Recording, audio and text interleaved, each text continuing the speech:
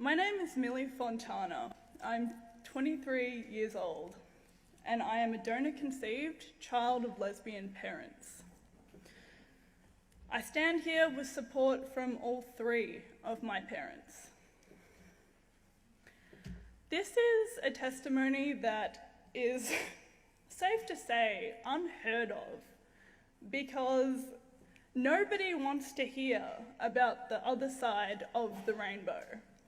The side that is not catered for, that don't grow up happy and grow up with a dissenting idea of what a family structure should be. Growing up, I wanted a father. I felt it within me that I was missing a father before I could even articulate what a father was. I knew that I loved both of my parents, but I could not place my finger on what it is I was missing inside myself.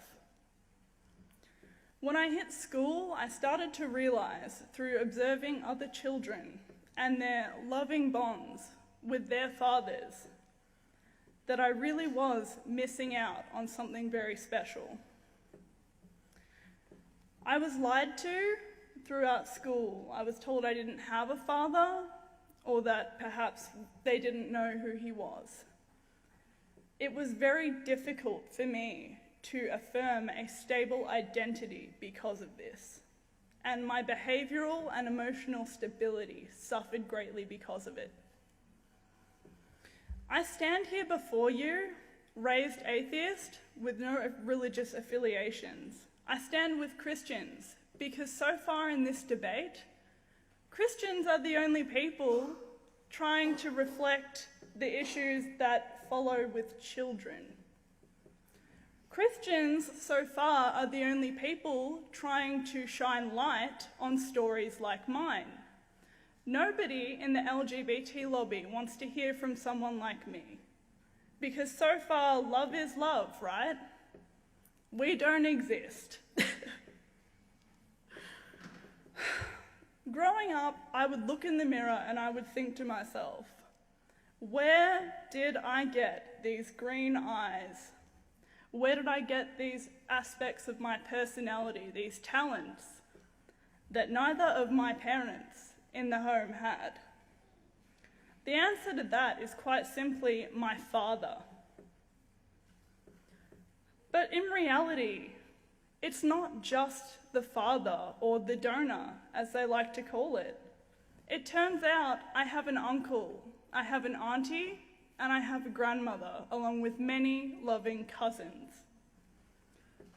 When they chose what parts of my identity were acceptable to reveal to me, they took something from me.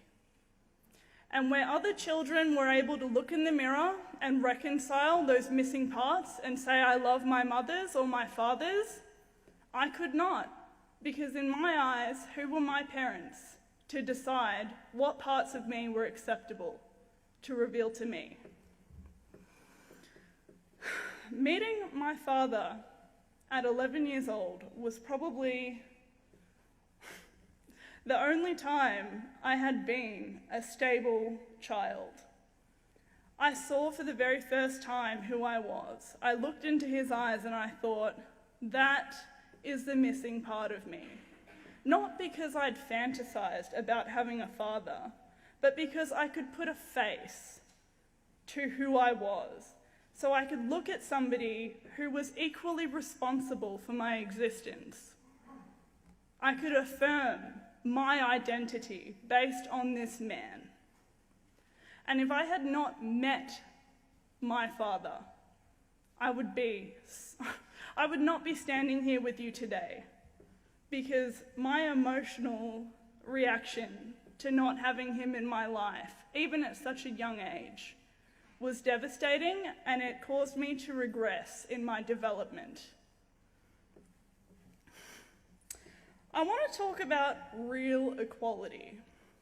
There's a lot of talk about equality from the LGBT lobby, but I sort of wonder what their definition of equality is, because for me, equality was being told the truth was being respected for who I was as a whole, and not just based on what my parents desired to let me know.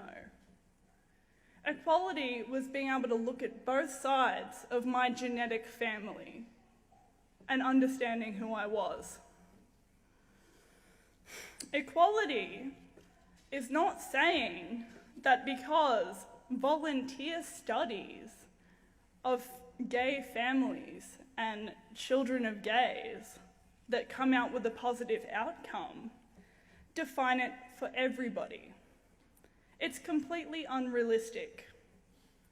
I heard this lie from the LGBT back in March, saying that children don't care who their family is and that men and women are interchangeable. I consider this in itself to be a form of gender discrimination. Men and women offer complementary roles in child rearing and should probably be respected equally.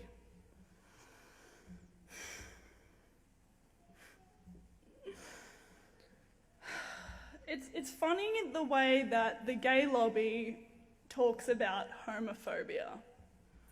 I've had stories of gay friends of mine coming to me and explaining that other gay people have called them homophobic because they would ideally prefer to raise children with a mother or a father.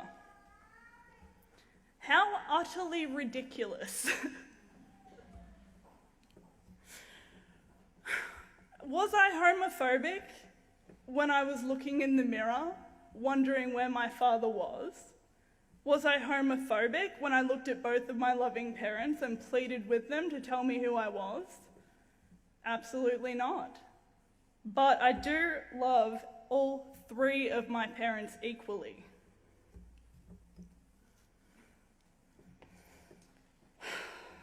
My mother pitched a question to me the other week. She said to me, "Millie, what if my partner and I were able to be married? What if we had that stable household environment that everybody else has?" And I answered the question very simply. It was basically answered with another question, which would have been, how would psychologists have treated me for my underlying issues of fatherlessness if to acknowledge fatherlessness was a form of discrimination? How would any physician under threat of legal action have treated me under that circumstance? It was met with silence.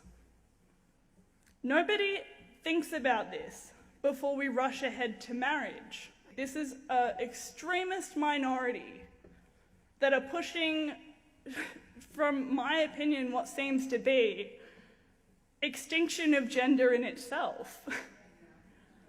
I don't see gender equality. I see a pitch to get rid of gender altogether.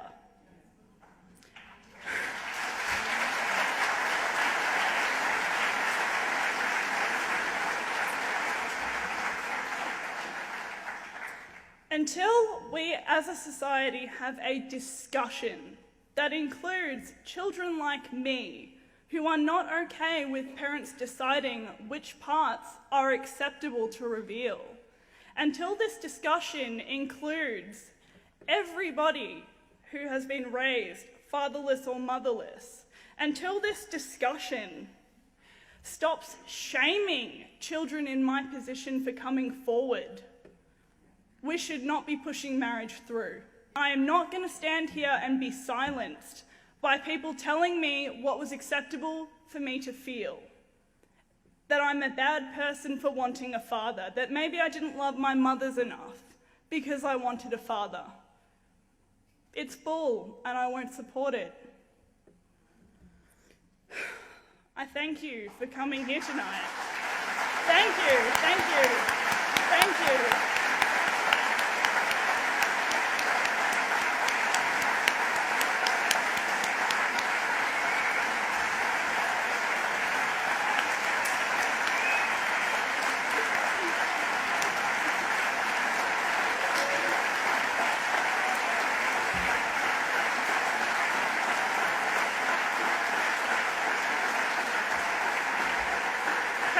Ish.